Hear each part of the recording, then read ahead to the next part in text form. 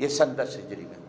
اس کے بعد 3 مہینے محرم، صفر، ربیع الاول۔ ربیع الاول میں آپ صلی اللہ علیہ وسلم نے اس دنیا سے پردہ فرمایا، اور پردہ بھی فرمایا 12 ربیع الاول تھی جس دن آپ صلی اللہ علیہ وسلم اس دنیا۔ حج کی 3 قسمیں، حج میں فرض بھی 3 ہیں۔ اللہ آپ کو لے جائیں، یہ میری باتیں یاد رکھیں، فرض بھی حج میں 3 ہیں جن کے بغیر حج نہیں ہوتا۔ کوئی دم، کوئی سزا بھی اسے پورا نہیں کر سکتی، دوبارہ کرنا پڑتا ہے۔ پہلا فرض حج کے اندر احرام، نیت اور تلبیہ کے ساتھ باندھنا۔ صرف احرام باندھنا حج نہیں، اور اس کا نام فرض نہیں ہوتا کہ 2 چادریں باندھنی اور بندہ چل پڑے، نہیں۔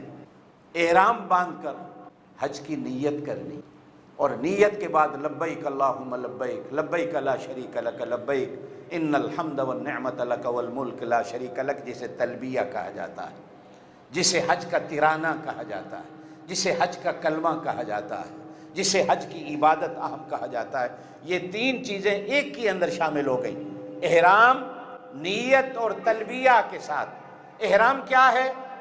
2 چادریں ایک دھوتی کی صورت میں باندھنا، اور ایک چادر کو اپنے جسم پر لپیٹ لیں۔ شریعت کے اندر کلر والی بھی جائز ہے، کوئی گناہ نہیں ہے، لیکن سنت کیا ہے کہ آپ صلی اللہ علیہ وسلم نے سفید رنگ کے احرام کو پسند فرمایا۔ اپنے قد کے مطابق، جان کے مطابق، 2.5 گز کی، 2.25 کی، 3 کی۔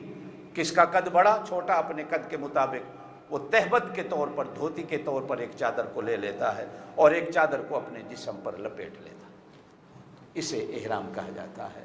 لیکن یہ فرض اس وقت ہوتا ہے جب اس کے ساتھ نیت بھی ہو اور تلبیہ بھی۔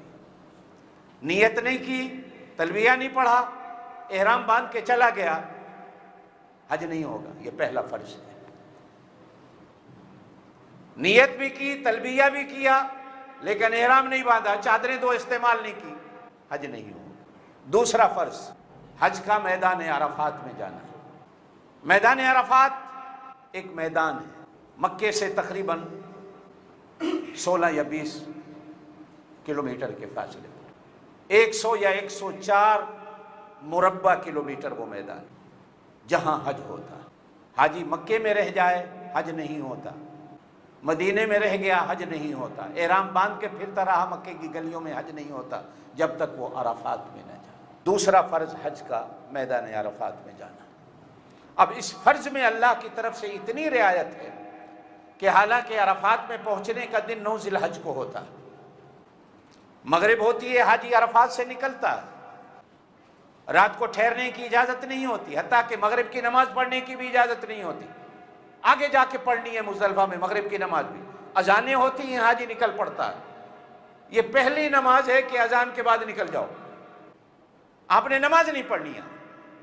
بڑا عجیب مسئلہ ہے یہ۔ نکل گیا، لیکن ایک حاجی دن کو نہیں آ سکا عرفات میں، اس کو رات کے 12 بجے ٹائم ملا، حالانکہ حاجی عرفات سے نکل گئے ہیں، اس غریب کو دن کو آنے کا ٹائم نہیں ملا، اس کو رات کے 12 بجے ملا، 1 بجے ملا، 2 بجے ملا، 3 بجے ملا، 4 بجے ملا، حتیٰ کہ فجر کی نماز سے پہلے یہ عرفات میں آ گیا تو اس کا حج ہو گیا۔ اتنی رعایت ہے کہ یہ ساری رات عرفات کے ساتھ۔ میدان عرفات میں پہنچنا، دن کو نہیں آ سکا تو رات کو آ گیا، فجر کے وقت آ گیا، اللہ پاک نے کہا ہم اس کو حاجی شمار کر لیں، لیکن احرام شرط ہوگا، احرام کے ساتھ آئے۔ تیسرا فرض حج میں، حاجی جب قربانی کر کے شیطان کو ککریاں مار کے احرام کھول دیتا ہے، ٹنڈ کرا لیتا ہے، احرام کھول دیتا ہے، اپنے کپڑے پہن کر اب یہ طواف کرنے آئے گا، اس کو طواف زیارت کہا جاتا ہے۔ یہ حج کا فرض ہے، اس کا نام ہی طواف زیارت رکھا ہے۔ زیارت کا معنی کیا ہوتا ہے وہ آپ بھی جانتے ہیں، میں بھی جانتا ہوں۔ آپ کے ہاں، میرے ہاں تو قبرستان جہاں دربار ہو اسے زیارت کہا جاتا ہے، لیکن عربی زبان میں زیارت دیکھنے کو کہتے ہیں کہ تو آ، میں تجھے دیکھوں، تو مجھے دیکھ، اب تو اس قابل ہو گیا ہے، آ میرے گھر کی طرف آ، میں تجھے دیکھوں تو مجھے دیکھ۔